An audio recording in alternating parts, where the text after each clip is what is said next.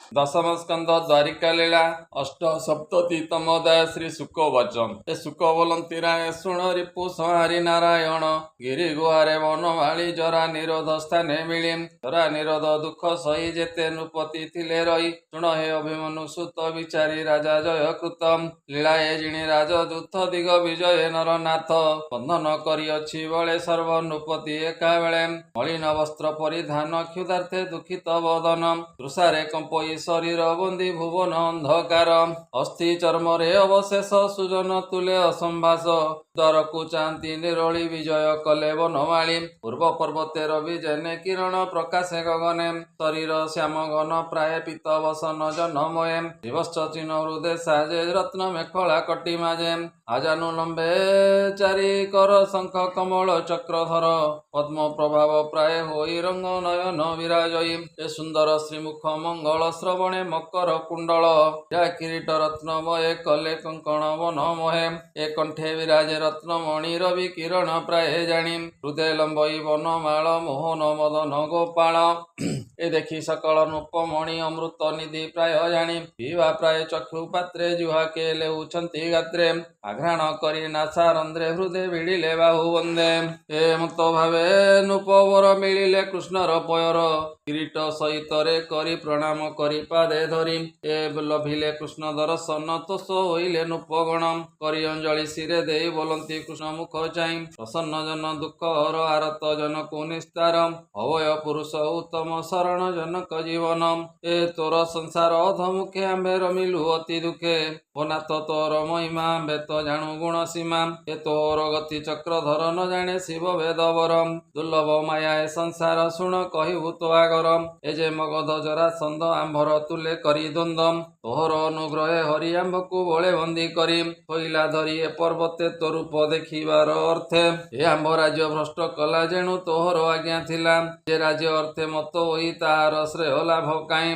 तोर माया रे होई मत माया संपदे होई युक्त ज्ञान अर्थे होई भोल मृग तृष्णा कुमणि जल निबिड़ मायार विचार वस्तु वस्तुर व्यवहार आंबे सकल शून्य दे श्रीमदे नष्ट बुद्धिमये ए भूमि जिणिबार आसे घोर कषण रण पासे गवारे करी पुपणे पयत परजा नासी अविच्छिन्ने अति निर्दय मति कलु तोर सेवा पासरिलु कटे न देखु मरण बुद्धिटी मद करषण पुणी काल रूपे हरि बळे हरिलु आंब सिरी ए पुणी तोर अनुग्रह आंबर गला दुष्ट मोह एबे समस्ते तो शरण पशिलु अभय चरण ए मृग तृष्णा प्राय राज्य एणे आंबर नाही कार्य क्षुद्र जलर बिंदु प्राय नित्य चंचल आंभ कायम सर्वरोगक मूल भूमि नित्य नित्य पथ श्रमी एणे आंबर नाही कार्य शुणिमा प्रभु देवराज एदे कर्म संग बेले चर्म लोचन क्रिया कर्म चर्म लोचन क्रिया फले एणे आंबर कार्य नाही हेमंत आज्ञा दियो तुई प्रणत जन क्लेश हर नमो गोविंद दामोदर एमते प्रभु चक्र पाणी राजांक स्तुति वाक्य शुणी शरण करुणा सागर कोमल वचन गभीर राजांक मुख चाहि हसी बोलंती प्रभु ब्रह्म राशि मोर भक्ति निश्चले हेउ मोहर पाद तले शिवइले भगवान हे मोर निर्णय वचन मोर शुणी सत्यवाणी मुहि संतोष हेली जाणी मनुष्य मध्य थाई जेते संपद ऐश्वर्य जुक्ते ए गर्भ जे बहंती मनरे निश्चय मुना सही ताहारे सहस्राजुन नामे राजा नृप नौ सबड़ तेजा अंग नृपति सुत वेन नारका सुर दशानन देव दानव कूले जात थिले जे ऐश्वर्य जुक्त ताहाकु करी नाना भ्रष्ट तेणु होइले बुद्धि नष्ट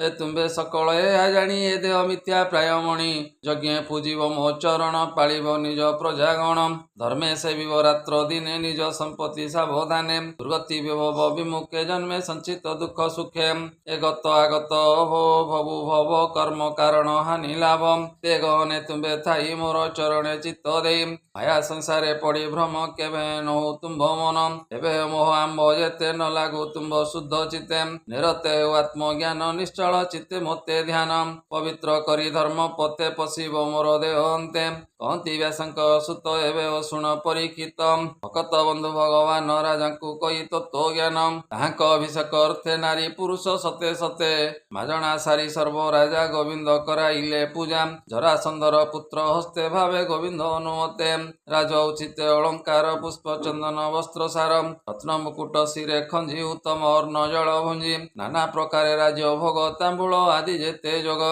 କର୍ଣ୍ଣେ କୁଣ୍ଡଳ ସମସରି ହାର କେଉର ହୃଦେ ଭରି ଏ ବନ୍ଧନ ଦୁଃଖ ପାର ହୋଇ କିବା ଉପମା ଦେବୀ ମୁଇଁ ବରଷା କାଳ ଅନ୍ତେ ଜେନେ ଗ୍ରହେ ବିରାଜନ୍ତି ଗଗନେ ଏ ବସାଇ ରତ୍ନମୟ ଜାନେ ଗୋବିନ୍ଦ କୋମଳ ବଚନେ ବୋଇଲେ ନିଜ ପୁରେ ଜୀବ ଯଜ୍ଞର ନିମନ୍ତେ ଆସିବ ମନ୍ତ କୃଷ୍ଣ ପରସାଦେ ରାଜାଏ ଚଳିଲେ ଆନନ୍ଦେ କୃଷ୍ଣର ପାଦେ ଦେଇ ମନ ଗଲେ ଯେ ଯାହାର ଭୁବନ ଭୀମ ଅର୍ଜୁନ ବନମାଳି ଇନ୍ଦ୍ରପ୍ରସ୍ଥରେ ଯାଇ ମିଳି ହରସ କରି ବନ୍ଧୁ ଜନେ ମିଳିଲେ ରାଜାଙ୍କ ଭୁବନେ ଫଳ ଜନକ ମନେ ଦୁଃଖ ସୁଖେ ନିବେଶୀ ପଦ୍ମମୁଖ ଇନ୍ଦ୍ରପ୍ରସ୍ଥରେ ରାଜା ଗଣ ଶୁଣିଲେ ମାଗଧ ମରଣ ଚିନ୍ତେ ଧର୍ମ ସୁତ କାର୍ଯ୍ୟ ସୁଖେ ସ୍ଥାପିଲେ ଦେବରାଜ ହରସେ ଧର୍ମକ କୁମର ସଙ୍ଗତେ ବେନି ସହୋଦର ବନ୍ଧୁ ବାନ୍ଧବ ପ୍ରଜାଜନ କୃଷ୍ଣ ଫେଡ଼ିଲେ ଅଭିମାନ